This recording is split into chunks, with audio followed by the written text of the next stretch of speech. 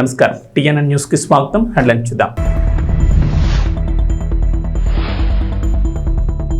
తెలంగాణలో Vivint pharma 400 కోట్ల పెట్టుబడి, జీనోమ్ వ్యాలీలో ఇంజెక్టబుల్స్ తయారీ కేంద్రం ఏర్పాటు, దాదాపు 1000 మందికి ఉద్యోగ అవకాశాలు.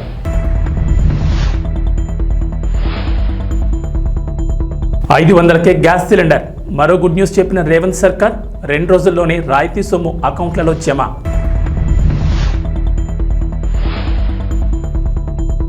ఏపీకి కేంద్రం నుంచి మరో గుడ్ న్యూస్. జాతీయ రహదారులకు 7,266 కోట్లు, ప్రాజెక్టులను ఆమోదిస్తూ ఉత్తర్వులు జారీ.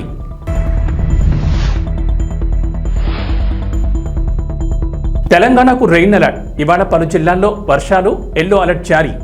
ఏపీలో కొనసాగుతున్న వర్షాలు 2-3 రోజులు వర్షాలుంటాయని వాతావరణ శాఖ అధికారులు వెల్లడి. తెలంగాణలో పెట్టుబడులు పెట్టేందుకు పేరొందిన పలు అంతర్జాతీయ కంపెనీలు ఆసక్తి ప్రదర్శిస్తున్నాయి. తాజాగా దిగ్గజ ఫార్మా కంపెనీ అయిన వివింట్ ఫార్మా తెలంగాణలో తమ సంస్థ కార్యకలాపాలు విస్తరించేందుకు సిద్ధమైంది. హైదరాబాద్లోని జీనోమ్ వ్యాలీలో అత్యాధునిక ఇంజెక్టబుల్స్ తయారీ కేంద్రాన్ని ఏర్పాటు చేయడానికి వివింట్ ఫార్మా కంపెనీ ముందుకొచ్చింది.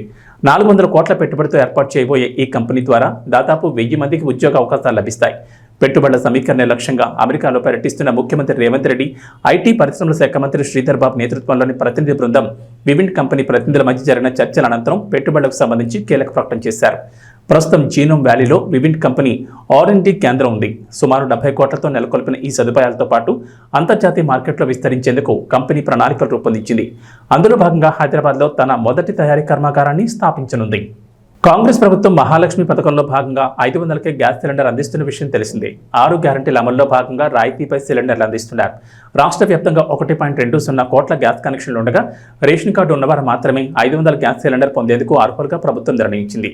దీంతో తెలంగాణ వ్యాప్తంగా రేషన్ కార్డులు ఉన్నవారు 89.99 లక్షల మంది ఉన్నారు.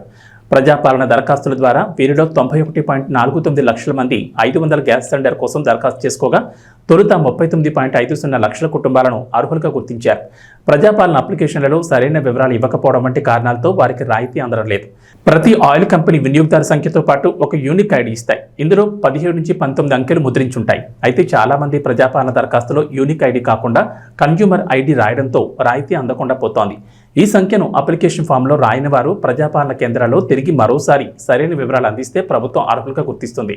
ఆధార్ నెంబర్ తప్పు రాసినా కూడా సరి చేసుకోవచ్చు. ఇలా 4.60 లక్షల మంది సవరణ చేసుకోగా వారందరికీ 500కే గ్యాస్ సిలిండర్ అందుతోంది. దీంతో లబ్ధి పొందే మొత్తం కుటుంబాల సంఖ్య 44.10 లక్షలకు చేరుకుంది. ఇదే కాదు, ఆడబిడ్డలకు కట్టెలపై కష్టాలు తీర్చాలని, వాళ్ళ కన్నీళ్లు తూడవాలని 1200 రూపాయలు ఉన్న సిలిండర్ను ఇవాళ 500 రూపాయలకే ఆడబిడ్డలకి ఇంటి దగ్గర ఇచ్చి ఆడబిడ్డల కన్నీళ్లు దూర్చే బాధ్యత ఇవాళ ఈ ప్రభుత్వం తీసుకున్నది. తెలంగాణ ప్రభుత్వం మహాలక్ష్మి పథకం కింద మహిళలకు, బాలికలు, ట్రాన్స్జెండర్లకు ఉచిత బస్సు ప్రయాణ సౌకర్యం కల్పిస్తున్న సంగతి తెలిసిందే. మహిళలు 0 టికెట్ తీసుకుని రాష్ట్రంలో ఏ మూల నుంచి ఏ మూలకైనా ఉచితంగా ప్రయాణం చేసే ఛాన్స్ ఉంది. పల్లె వరకు, సిటీ ఆర్డినరీ, ఎక్స్ప్రెస్ బస్సుల్లో ఈ ఫ్రీ బస్ జర్నీ సౌకర్యం కల్పిస్తున్నారు. దీంతో బస్సుల రద్దీ విపరీతంగా పెరిగింది. గతంలో రోజుకు సగటున 30 నుంచి 35 లక్షల మంది ప్రయాణాలు సాగిస్తే ప్రస్తుతం ఆ సంఖ్య సగటున 55 లక్షలకు చేరుకుంది. బస్సులో టికెట్ తీసుకుని ప్రయాణించే వారికి కూర్చోవడానికి సీట్లు కూడా ఉండట్లేదు. ఇక సంస్థకు వచ్చే ఆదాయంపై కూడా ప్రభావం పడుతోంది. మహాలక్ష్మి ఉచిత ప్రయాణ టికెట్ల మొత్తాన్ని రేవంత్ ప్రభుత్వం చెల్లిస్తున్నప్పటికీ సకాలంలో అందడం లేదని విమర్శలు ఉన్నాయి. ఇక డబ్బులు చెల్లించి టికెట్లు తీసుకునే ప్రయాణికుల సంఖ్య గణనీయంగా తగ్గింది. ఈ నేపథ్యంలోని తెలంగాణ ఆర్టీసీ కీలక నిర్ణయం తీసుకుంది. కొత్త రకం బస్సులను ప్రవేశపెట్టాలని ఆర్టీసీ యోచిస్తోంది. తొలి దశలో రాష్ట్ర వ్యాప్తంగా 50 సెమీ డీలక్స్ బస్సులను ప్రారంభించనున్నట్లు తెలిసింది. ఎక్స్ప్రెస్, డీలక్స్ బస్సులకు మధ్య రకంగా ఈ కొత్త సెమీ డీలక్స్ బస్ సర్వీసులను ప్రవేశపెడుతున్నట్లు ఆర్టీసీ అధికారులు అంటున్నారు.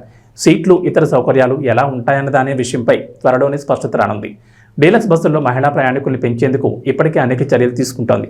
కొన్ని డిపోల్లో గిఫ్ట్ ఇచ్చే పథకాలను కూడా ఆర్టీసీ ప్రారంభించింది. మహాలక్ష్మి ఫ్రీ బస్ జర్నీ పథకంతో పడుతున్న ప్రతికూల ప్రభావాన్ని అధిగమించేందుకు ఈ నిర్ణయం తీసుకున్నారు. ఆంధ్రప్రదేశ్కు కేంద్రం శుభవార్త చెప్పింది. రాష్ట్రంలో జాతీయ రహదారులను 7,266 కోట్లతో అభివృద్ధి చేయాలని కేంద్రం నిర్ణయించింది. ఈ మేరకు 2024-25 వార్షిక ప్రణాళికను ఆమోదం తెలిపింది. ఈ ప్రాజెక్టులో కీలకమైన విజయవాడ తూర్పు బైపాస్తో మరికొన్ని ముఖ్యమైనవి ఉన్నాయి. ఈ మేరకు ప్రాజెక్టులను ఆమోదిస్తూ ఉత్తర్వులు జారీ చేశారు. కేంద్రం ఏపీకి కేటాయించిన నిధులు ప్రాజెక్టుల వారీగా ఇలా ఉన్నాయి. కృష్ణా జిల్లా రామారావుపేట నుంచి గుంటూరు జిల్లా కాజా టోల్గేట్ వరకు విజయవాడ తూర్పు బైపాస్ నిర్మాణానికి 2,716 కోట్లు కేటాయించారు. పల్నాడు జిల్లా వినుకొండ గుంటూరు 4 లేన్ల రహదారికి 2,360 కోట్లు ఇచ్చారు. విజయవాడలోని మహానాడు జంక్షన్ నుంచి నిడమనూరు వరకు 6 లేన్ల ఫ్లైఓవర్ నిర్మాణానికి 669 కోట్లు కేటాయించారు. అనకాపల్లి జిల్లా సభవరం నుంచి విశాఖ జిల్లా షీలానగర్ వరకు 6 లేన్ల రహదారి నిర్మాణానికి 906 కోట్లు కేటాయించింది కేంద్రం. ఆంధ్రప్రదేశ్ ముఖ్యమంత్రి నారా చంద్రబాబు నాయుడు శుభవార్త చెప్పారు. చేనేత కార్మికులకు తమ ప్రభుత్వం అండగా ఉంటుందని, చేనేతకారులకు ఇచ్చిన అన్ని పథకాలను వైఎస్ఆర్సీపీ సర్కార్ రద్దు చేసిందని అన్నారు. విజయవాడలో జాతీయ చేనేత దినోత్సవంలో ముఖ్యమంత్రి చంద్రబాబు పాల్గొన్నారు. అక్కడ ఏర్పాటు చేసిన స్టాళ్లలో ఉత్పత్తులు పరిశీలించి చేనేత కార్మికులతో మాట్లాడారు. చేనేత కార్మికుల ఆదాయం పెరిగేందుకు చర్యలు తీసుకుంటామని, వెనుకబడిన వర్గాలకు చట్టసభల్లో 33% రిజర్వేషన్ల కోసం అసెంబ్లీలో తీర్మానం చేస్తామని చంద్రబాబు చెప్పారు. ఇది పార్లమెంట్లో చట్టరూపం దాల్చేలా పోరాటం చేస్తామని ప్రకటించారు. రాష్ట్రంలో చేనేత కార్మికులకు జీఎస్టీ తొలగించేందుకు ప్రయత్నిస్తామన్నారు. జీఎస్టీ తొలగించుకుంటే రీఎంబర్స్ చేస్తామని ప్రకటించారు. నేతలకు 67 కోట్లు ఇచ్చి న్యాయం చేస్తామని తెలిపారు. చేనేత మగ్గాల కోసం 50,000 సాయం అందిస్తామని, ప్రజలంతా చేనేత వస్త్రాలు ధరించాలని, నెలకు ఒక్కరోజైనా చేనేత వస్త్రాలు ధరించాలని పిలుపునిచ్చారు. చేనేత పరిశ్రమను కాపాడడం బాధ్యతని, అలాగే చేనేత వస్త్రాలకు ఆన్లైన్ మార్కెటింగ్ను ప్రోత్సహిస్తామన్నారు. చేనేతలకు మరో హామీ ఇచ్చారు. మరమగ్గాల కార్మికులకు సోలార్ ప్యానెళ్ల ద్వారా ఉచిత విద్యుత్ అందిస్తామన్నారు. చేనేత కుటుంబాలకు 200 యూనిట్ల ఉచిత విద్యుత్ కూడా అందిస్తామన్నారు. చేనేతకారులకు ఆరోగ్య బీమా కల్పిస్తామని, నైపుణ్యం పెంచి ఆధునిక శిక్షణ ఇప్పిస్తామన్నారు. అంతేకాకుండా చేనేతలో సహజ రంగులను ప్రోత్సహిస్తామన్నారు. దీనికి ఒక చరిత్ర కూడా ఉంది. భారతదేశ స్వాతంత్ర ఉద్యమంలో విదేశీ వస్త్రాల బహిష్కరణ, స్వదేశీ వస్త్రాల్ని ప్రోత్సహించడం ఆ రోజు ఒక ఉద్యమ స్ఫూర్తితో ముందుకు తీసుకుపోయారు. అది కూడా ఈ రోజునే జరిగింది. ఆగస్టు 7వ తారీఖున మొట్టమొదటిసారిగా జరిగి, అది వాడలా వెళ్ళి, అది కడకు క్విట్ ఇండియా మూవ్మెంట్ కింద ఏదైతే బ్రిటిష్ వారిని మళ్లీ పంపించే వరకు ఉద్యమం జరిగిందంటే ఆ స్ఫూర్తిలో ఇది ఒక భాగం అని చెప్పి కూడా నేను మీకు తెలియజేస్తున్నా. అదే మరి మన దేశంలో కూడా 2015 నుంచి ఈ యొక్క చేనేత అంతర్జాతీయ దినోత్సవాన్ని జరపాలని చెప్పి అనుకోవడం, కేంద్రంలో మోడీ గారు చేయడం, నేను ముఖ్యమంత్రిగా ఉన్నప్పుడు 2015 నుంచి ఈ కార్యక్రమానికి శ్రీకారం చుట్టాం. అది చాలా సంతోషం అని చెప్పి కూడా నేను మీకు తెలియజేస్తున్నా. ఒకే మాట చెప్తున్నా, ఈరోజు నేను వచ్చింది మీ అందరికీ భరోసా ఇవ్వడానికి వచ్చా. అందరితో సమానంగా చేనేత కార్మికుల్ని పైకి తీసుకొచ్చే వరకు ఈ ప్రభుత్వం నేను అండగా ఉంటామని మరొక్కసారి స్పష్టంగా మీ అందరికీ హామీ ఇస్తున్నా. నేను చాలా ఎన్నికల్లో చూశాను. ఏ ఎన్నికలు వచ్చినా కొంతమంది అటో ఇటో వెళ్లారు, కానీ చేనేత కార్మికులు మాత్రం మూకుమ్మడిగా బలపరిచింది తెలుగుదేశం పార్టీనే బలపరిచారు అన్ని ఎన్నికల్లో. అది ఆ రోజు సమైక్య ఆంధ్రప్రదేశ్ కావచ్చు, ఈరోజు నవ్య ఆంధ్రప్రదేశ్ కావచ్చు, ఎప్పుడు కూడా ఎక్కడ చేనేత కార్మికులు ఉంటారో అక్కడ ఎప్పుడు తెలుగుదేశం పార్టీకి మెజారిటీ వస్తుంది, ఆదరణ చూపించారు. అది ఎప్పటికీ గుర్తుంటుందని చెప్పి కూడా నేను మీకు తెలియజేస్తున్నా. చేనేత రంగం ప్రభుత్వ నిర్లక్ష్యాలతో తీవ్రమైన సంక్షోభంలోకి వెళ్ళింది. అందుకే ఈరోజు చూస్తే గడిచిన ప్రభుత్వంలో తెలుగుదేశం ప్రభుత్వంలో అనేక కార్యక్రమాలు చేసి మిమ్మల్ని అందరినీ ఆదుకున్నాం. కానీ ఇటీవల ప్రభుత్వాన్ని మనం చూస్తే నేతన్న హస్తం పేరు చెప్పి మీకు అందే అన్ని రంగాల పథకాలు అన్ని రద్దు చేసే పరిస్థితికి వచ్చారు. అంటే ఏదో ఒక 24,000 రూపాయలు మీకు ఇస్తే దాంతోనే మీ జీవితాలు బాగుపడిపోతాయని, పెన్షన్ 3,000 ఇస్తున్నాం, ఇప్పుడు 4,000 ఇస్తున్నాం, కానీ నెలకు 2,000 ఇస్తే మీ జీవితాలు మారిపోతాయనుకోవడం ఏ విధంగా సబబోమని ఒక్కసారి ఆలోచించుకోవాల్సిన అవసరం ఉంది. అన్ని పథకాలని రద్దు చేశారు. అదే మరిగా సొంత మగ్గం ఉంటేనే చేనేత నేస్తామన్నారు. ఆప్కో ద్వారా కొనుగోళ్లు ఆపేసే పరిస్థితికి వచ్చారు. అదే మరి నూలు రంగుపై సబ్సిడీ కూడా ఎత్తేశారు. పావలా వడ్డీ రుణాలు తీసేశారు. ఒక మాటలో చెప్పాలంటే అన్ని రుణాలు రద్దు చేసి మీ పొట్టగొట్టే పరిస్థితికి వచ్చారు. ఈరోజు గడిచిన ప్రభుత్వాన్ని మీరు చూస్తే కార్మికులకి, చేనేత రంగానికి 226 కోట్ల రూపాయలు అప్పు పెట్టే పరిస్థితికి వచ్చారు, బకాయిలు పెట్టే పరిస్థితికి వచ్చారు. కానీ ఒక్క మాట మీకు అందరికి గుర్తు చేసుకోవాల్సిన అవసరం ఉంది. చరిత్ర కూడా తెలుగుదేశం ప్రతిపక్షంలో ఉన్నా అధికార పక్షంలో ఉన్నా ఎప్పుడూ చేనేత కార్మికులకు పోరాడిన పార్టీ తెలుగుదేశం పార్టీ అని మరొక్కసారి స్పష్టం చేస్తున్నా. 2007లో 3072 కోట్లు చేనేత రంగం రుణమాఫీలు చేయాలని ఆనాటి కాంగ్రెస్ ప్రభుత్వం చెప్పి మోసం చేస్తే గట్టిగా పోరాడాం. ఇప్పటికి కూడా నాకు గుర్తుంది. 2000 మేము పోరాడిన పోరాట ఫలితంగా 2011 ఆనాటి ముఖ్యమంత్రి రోసయ్య గారు చీరాల్లో మేము వ్యతిరేకంగా ఉద్యమం చేస్తే 109 కోట్ల రూపాయలు మాఫీ చేయించాం. అది చాలదని 110 కోట్లు చేయకపోతే 2014లో అధికారంలోకి వస్తానే 110 కోట్ల రూపాయలు రుణమాఫీ చేసి చేనేత కార్మికులకు ఇచ్చిన మాట నిలబెట్టుకున్నాం. ఈరోజు మీరు ఒకసారి చూస్తే ప్రతి ఏటా 2014 నుంచి 250 కోట్ల రూపాయలు బడ్జెట్ కేటాయించాం. 90,795 మంది కుటుంబాలకి 100 యూనిట్లు కరెంటు ఉచితంగా ఇచ్చాం.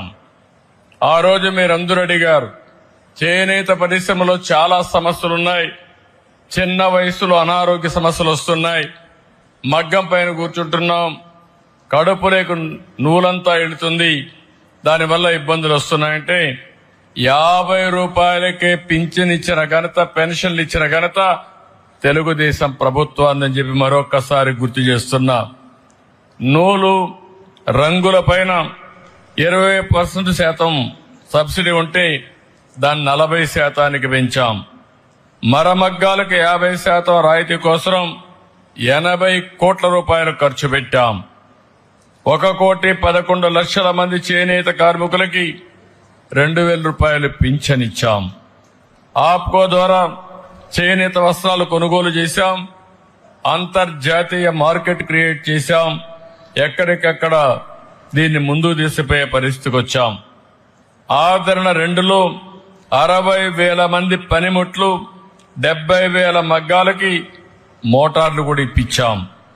ఇంకొక పక్కన 70,000 మంది చేనేత కార్మికులకి మోటరైజ్ జకార్డ్ లిఫ్టింగ్ మెకానిజం సదుపాయాలు కల్పించాం. 55,500 మంది చేనేత కార్మికులకి 26.62 కోట్ల రూపాయలు రుణం ఇచ్చాం.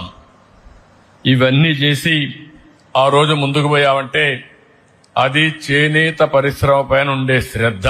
కొంతమంది ప్రముఖులు వివిధ వ్యాపార సంస్థల ప్రకటనలో నటించి మీ నమ్మకమైన సంస్థ అంటూ చెప్పడం వల్ల చాలా మంది ప్రలోభాలకు గురై పెట్టుబడి పెట్టి నష్టపోతున్నారని వినియోగదారులు జాగ్రత్తలు తీసుకోవాలని కర్నూలు జిల్లా కాంగ్రెస్ పార్టీ మాజీ ప్రధాన కార్యదర్శి కొత్తూరు సత్యనారాయణ గుప్తా కోరారు. కర్నూలు కలెక్టరేట్ ఆవరణలో విలేకరులతో మాట్లాడుతూ ప్రముఖ వ్యాపార సంస్థలు, రియల్ ఎస్టేట్ సంస్థలు, ఇంకా అనేక వ్యాపార సంస్థలు ప్రముఖంగా ప్రజల్లో పేరుగాంచిన యాంకర్లు కానీ, సినీ హీరోలు కానీ, సినీ హీరోయిన్లు కానీ వారి వ్యాపార అభివృద్ధి కోసం వారిని ప్రచారానికి వాడుకుంటారని ఆయన తెలిపారు. వీరి మాటలకు వారిపై ఉన్న ప్రేమతో, అభిమానంతో చాలా మంది ఆయా వ్యాపార సంస్థల్లో, రియల్ ఎస్టేట్ సంస్థల్లో భూములు, గృహాల కొనుగోలుపై పెట్టుబడులు పెట్టి నష్టపోతున్నారని ఆయన ఆవేదన వ్యక్తం చేశారు. కొంతమంది ప్రముఖులు తమ ఆదాయం కోసం మోసం చేసే వ్యాపార సంస్థల్లో ప్రచారంలో భాగంగా పాల్గొనడం వల్ల చాలా మంది వినియోగదారులు నష్టపోతున్నారని, ఇటీవల తెలంగాణ ప్రాంతంలో ప్రముఖ యాంకర్ సొమ్ము వల్ల తాము ఆ సంస్థల్లో డబ్బులు పెట్టి నష్టపోయామని చెప్పడం జరిగిందన్నారు. ప్రముఖులను చూసి పెట్టుబడి పెట్టడం మూర్ఖత్వం అవుతుందని, వినియోగదారులు చైతన్యం లేకపోవడం వల్ల ఇటువంటి ఆర్థికంగా నష్టపోయే అవకాశం ఉంటుందన్నారు. మోసం చేసే వ్యాపార సంస్థలపై ప్రభుత్వం కూడా ప్రత్యేక నిఘా ఉంచాలని, అటువంటి వ్యాపార సంస్థలు మనుగడ లేకుండా చేయాలన్నారు. ప్రభుత్వాలు కూడా వినియోగదారుల చట్టంపై అవగాహన కలిగించాలని, రాష్ట్రంలో వినియోగదారుల సంఘాలు నిద్రావస్థలో ఉన్నాయని ఆయన విమర్శించారు. ప్రతి పాఠశాల, కాలేజీలో వినియోగదారుల చట్టంపై అవగాహన కలిగించాలని, అందుకు ప్రత్యేక శాఖను కూడా ఏర్పాటు చేయాలన్నారు. మేలుకోండి, మనం పెట్టే పెట్టుబడి మన పిల్లలకు భవిష్యత్తుకు ఉపయోగపడాలి. కొంతమంది యాంకర్స్ కానీ, సినిమా హీరోలు కానీ, హీరోయిన్లు కానీ కొన్ని వ్యాపార సంస్థలకు, ముఖ్యంగా రియల్ ఎస్టేట్ సంస్థలకు ప్రకటనదారులుగా వాళ్ళు నటించడం జరుగుతుంది. పైసలు తీసుకుంటారు, నటిస్తారు, మంచి సంస్థ అంటారు. కొంతమంది ఆ యాంకర్స్ మీద కావచ్చు, సినిమా హీరోయిన్ల మీద కావచ్చు, హీరోయిన్ల మీద కావచ్చు అభిమానంతో ముందు వెనక ఆలోచన చేయకుండా పెట్టుబడి పెడతారు. ఆ తర్వాత బోర్డులు ఎత్తేసే పరిస్థితి ఏంటి? నిన్ననే ఒక సంఘటన చూశాను. కొంతమంది వినియోగదారులు రియల్ ఎస్టేట్ వ్యాపారస్తులు వాళ్ళ వ్యాపార ప్రకటనలు ఒక యాంకరు సుమని నటించడం వల్ల ఆమె సుమన్ చూసి మేము పెట్టుబడి పెట్టాము, నష్టపోయినామని రోడ్డు మీదకి ఎక్కారు. కాబట్టి వినియోగదారులు మేలుకోవాలి. అదేవిధంగా రాష్ట్ర ప్రభుత్వాలు కూడా వినియోగదారుల సంఘాలను, చట్టాలను, ప్రజలను అవగాహన కలిగించాలన్న ఆలోచన విస్మరిస్తున్నారు. ఇది చాలా బాధాకర విషయం. చట్టాలు చేసిన వాళ్ళు చుట్టాలుగా మార్చుకుంటున్నారు. కాబట్టి యాంకర్స్ మరోసారి ఆలోచన చేయండి. సినీ పరిశ్రమలో ఉన్న ప్రముఖులు కానీ, దిగ్గజాలు కానీ ఒక వ్యాపార సంస్థలో నటించేటప్పుడు జాగ్రత్తలు తీసుకోకపోతే వాళ్ళ భవిష్యత్ దెబ్బతింటుంది అనేది మీరు అర్థం చేసుకోవాలి. అదేవిధంగా నేను అందరిని దృష్టిలో అనడం లేదు. కొంతమంది కేవలం వాళ్ళ ఫేమస్ పేరు, వాళ్ళ ప్రఖ్యాతిని దృష్టిలో పెట్టుకొని వ్యాపార సంస్థలో ఆ విధంగా యాడ్లు చేసేటప్పుడు ముందు వెనక ఆలోచన చేయకుండా, సంస్థను దృష్టిలో పెట్టుకోకుండా మీరు నటిస్తే, ఆ యాడ్లో మీరు ఉంటే మిమ్మల్ని చూసి కూడా కొంతమంది ప్రలోభాలకు గురై పెట్టుబడి పెడితే వాళ్ళు నష్టపోతే ఆ బాధ మీ పిల్లలు కూడా బాధ కలిగించేలా ఉంటుంది. కాబట్టి మీరు కొన్ని జాగ్రత్తలు తీసుకోవాలని మీ సందర్భంగా నేను కోరుతున్నాను. TNN news. సంగారెడ్డి జిల్లా పటాన్చెరు మండలం పాసమైలారంలోని సువెన్ ఫార్మాస్యూటికల్స్ లిమిటెడ్లో కార్మికులు ధర్నాకు దిగారు. కనీస వేతనాలు, పర్మనెంట్ ఉద్యోగం కోసం పరిశ్రమ ఎదుట ఆందోళన చేశారు. పాతమైలారంలోని సువెన్ ఫార్మాస్యూటికల్స్ లిమిటెడ్ ఎదుట ధర్నాకు దిగిన కార్మికులకు మాజీ ఎమ్మెల్సీ రాములు నాయక్ మద్దతు ప్రకటించారు. పరిశ్రమ యాజమాన్యాన్ని గొంతెమ్మ కోరికలు కోరడం లేదని, కార్మికులకు కనీస జీతభత్యాలతో పాటు చాలా ఏండ్లుగా పనిచేస్తున్న కార్మికులను పర్మనెంట్ చేయాలని డిమాండ్ చేశారు. అందుకు పరిశ్రమ యాజమాన్యం ఒక మెట్టు దిగొచ్చిందని, కొంత సమయం కావాలని కోరినట్లు ఆయన చెప్పారు. సంఘటితంగా కార్మికులంతా ఉండి హక్కు కోసం పోరాటం చేయాల్సిన అవసరం ఎంతైనా ఉందన్నారు. ఈ కార్యక్రమంలో యూనియన్ అధ్యక్షులు రాములు నాయక్, ఎక్స్ఎమ్మెల్సీ, యూనియన్ ప్రధాన కార్యదర్శి Raju Mudinath, treasury Satyanarayana Reddy, organic secretary Venkatesh Yadav, joint secretary Praveen, ముఖ్య సలహాదారులు ప్రవీణ్ రెడ్డి, ఎగ్జిక్యూటివ్ మెంబర్ రంగస్వామి, ఉపాధ్యక్షులు శ్రీనివాస్ మరియు మహిళా నాయకురాలు యాకమ్మ కార్మికులు పాల్గొన్నారు. ఇవాళ మనం ఒక విజయం సాధించినాం. ఇన్ని రోజులు మీతోటి మాట్లాడని యాజమాన్యం ఇవాళ చర్చలకు వచ్చింది. ఒక మెట్టు మనం ఎక్కడం జరిగింది. రేపటి నుంచి పనికి రామంటే మా సమస్య పరిష్కారం అయ్యి మీరు రాతపూర్వకంగా ఇస్తేనే మేము వస్తాము. ఇన్ని రోజులలో సమస్య పరిష్కారం కావాలి. మీరు డిప్యూటీ కమిషనర్ ఆఫ్ లేబర్ దగ్గర వచ్చి రాస్తేనే మేము వస్తామనేది చెప్పడం జరిగింది. సిస్టర్ ఉంది అక్కడ. ప్రతి విషయం గంట చర్చ జరిగింది. ఆ చర్చలలో నేను చేసిన ప్రతి ప్రశ్నకు జవాబు లేకుండా పోయింది. వాళ్ళకు చట్టం చెప్పిన, వాళ్ళ బాధ్యత చెప్పిన, డిసిప్లిన్ చెప్పిన, మహిళా కార్మికులతో ఎట్లా ఉండాలి అనేది గిట్ట మనం చెప్పడం జరిగింది. ఎందుకంటే మీరు సంఘటితంగా ఉన్నారన్నందుకే. ఇవాళ సంఘటితంగా లేకుంటే 20 సంవత్సరాల నుంచి జరుగుతున్న అన్యాయం ఇంకా జరుగుతుంది. మీరు రిటైర్మెంట్ అయ్యే వరకు ఇదే ఉంటుండే. కనీస వేతనాల చట్టం చెప్పినా, బోనస్ యాక్ట్ చెప్పినా, ట్రేడ్ యూనియన్ యాక్ట్ చెప్పినా ఏ విధంగా ఉండాలి, వాళ్ళకి పర్మనెంట్ చేయాలి. నీవు 3 పూటలు తిండి తింటే మేము 2 పూటలు తిండి తినాలి. నా కొడుకు నేను సీపర్గా పనిచేసి నేను హెల్పర్గా పనిచేస్తున్నా, లేకుంటే ఆపరేటర్గా పనిచేస్తున్నా అనేది కాకుండా నా కొడుకు గిట్ట మీద హెచ్ఆర్ కావాలి, ఇంజనీర్ కావాలి. ఆ కోరిక మాకుంది. 20 సంవత్సరాల నుంచి నువ్వు కాంట్రాక్టర్లను పెట్టి అదే కాంట్రాక్టర్లతోటి పని చేయించినావు. ఇప్పుడు ఎందుకు సడన్గా వాళ్ళని తీసేస్తున్నావు? దానికి ఇప్పుడు నువ్వు సడన్గా తీసేయడంతో కరెక్ట్ కాదు. నువ్వు రెచ్చగొట్టినట్లు అవుతుంది. మీ హెచ్ఆర్ తోటి, మీ పైన అధికారులతోటి మాట్లాడి ఎంతమందిని మీరు పర్మనెంట్ చేస్తారు, ఏ విధంగా చేస్తారు, మా జీతాలు ఎట్లా పెంచుతారు అనేది పోలీస్ డిపార్ట్మెంట్ ఉంది. వాళ్ళు గిట్ట విన్నారు. ఒక మహిళా రిప్రజెంటేషన్ గిట్ట మేడంకి తీసుకుపోవడం జరిగింది. ఎవరైతే రాజు మన జనరల్ సెక్రటరీ ఉన్నారో, మన రెడ్డి గారు ఉన్నారో, మన ప్రవీణ్ రెడ్డి గారు ఉన్నారో వీళ్ళు చెప్పినట్లు కోలీవుడ్ టు టాలీవుడ్ ప్రస్తుతం ఎస్జే సూర్యకి భారీ డిమాండ్ ఉంది. అసలు ఆయన డైరెక్షన్ చేసుకునే ఛాన్స్ కూడా ఇవ్వట్లేదు మిగిలిన దర్శకులు. వరుసగా స్టార్ హీరోల చిత్రాల్లో ఆయనకి విలన్ రోల్స్ ఇస్తున్నారు. ప్రస్తుతం Ram Charan game changer, Karthi Sardar 2, Kamal Haasan Indian 3, Nani Saripodhaa Sanivaaram ఇలా వరుసగా పెద్ద హీరోల చిత్రాల్లో విలన్ పాత్రలు పోషిస్తున్నారు సూర్య. సరిపోతా శనివారం చిత్రంలో అయితే పోలీస్ పాత్రలో ఆయన నటిస్తున్నారు. ఈ సినిమా ప్రమోషన్స్లో భాగంగా ఎస్జే సూర్య తాజాగా ఓ ఇంటర్వ్యూ ఇచ్చారు. అందులో యాంకర్కి షాక్ ఇస్తూ సరిపోదా శనివారం స్టోరీ రివీల్ చేసేశారు సూర్య. నాని చిన్నగా ఉన్నప్పుడు కొంచెం కోపం, ఆవేశం ఎక్కువగా ఉంటాయి. అలాంటి నేచర్తోనే పెరుగుతాడు. అయితే ఇలానే పెద్ద అయితే చాలా ప్రాబ్లం అవుతుందని వాళ్ళ అమ్మ అనుకుంటుంది. ఈ కోపాన్ని ఎలా కంట్రోల్ చేయాలని ఆలోచిస్తుంది. ఇలా చేయకూడదని చెబితే చిన్నపిల్లలు ఇంకా ఎక్కువ చేస్తారు. అందుకని ఒక ఆలోచన చేసి నీ కోపం చూపించు, కానీ అన్ని రోజులు వద్దు, కేవలం ఒక్కరోజు చూపించు అని చెప్తుంది. దీంతో నాని అలా ఒక రీజన్ కోసం తన కోపం చూపించడానికి శనివారం ఎంచుకుంటాడు. అలా అమ్మకిచ్చిన మాట వల్ల ఆదివారం నుంచి శుక్రవారం వరకు నాని భాషా సినిమాలో మాణిక్యం టైపు, శనివారం మాత్రం భాష. అలా నాని ఈ సినిమాలో శనివారం భాష అన్నమాట అంటూ ఎస్జే సూర్య ఈ కథను చెప్పారు. ఇక వాతావరణ విషయానికి వస్తే తెలంగాణకు హైదరాబాద్ వాతావరణ కేంద్రం అధికారులు రెయిన్ అలర్ట్ జారీ చేశారు. నైరుతి రుతుపవనాలు యాక్టివ్గా ఉండడం, ధోని ప్రభావంతో పలు జిల్లాల్లో వర్షాలు కురుస్తున్నాయన్నారు. నేటి నుంచి 2 రోజుల పాటు వర్షాలకు ఛాన్స్ ఉందని చెప్పారు.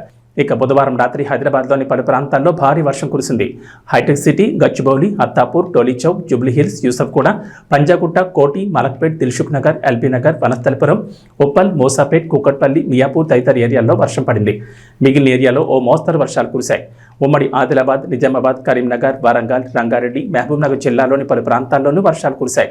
గద్వాల జిల్లా గట్టులో అత్యధికంగా 12.6 సెంటీమీటర్ల వర్షపాతం నమోదైనట్లు అధికారులు తెలిపారు. అటు ఆంధ్రప్రదేశ్లో కూడా వర్షాలు కొనసాగుతున్నాయి. బంగాళాఖాతంలో కాకుండా భూ ఉపరితలంపై అల్పపీడనాలు ఏర్పడే వాతావరణం కనిపిస్తోంది.